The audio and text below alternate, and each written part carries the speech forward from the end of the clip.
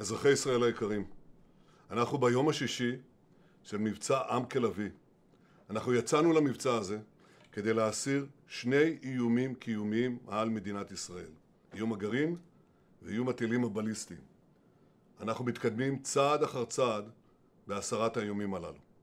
אנחנו שולטים בשמי טהרן, אנחנו מכים בעוצמה אדירה במשטר האייתולות, אנחנו פוגעים בגרעין, בטילים, במפקדות, בסמלי השלטון, ואני חייב להגיד לכם שאני מדבר עם מנהיגי העולם.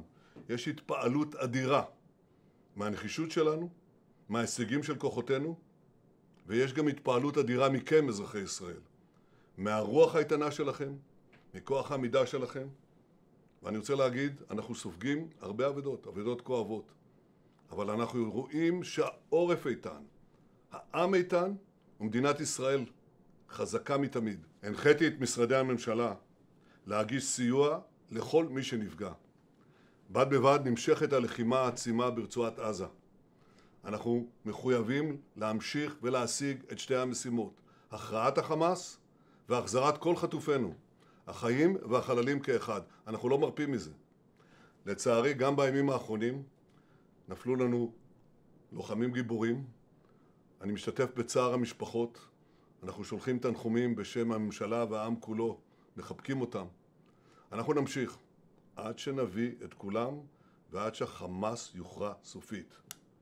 אני מבקש להודות לנשיא טראמפ, ידיד גדול מאוד של מדינת ישראל.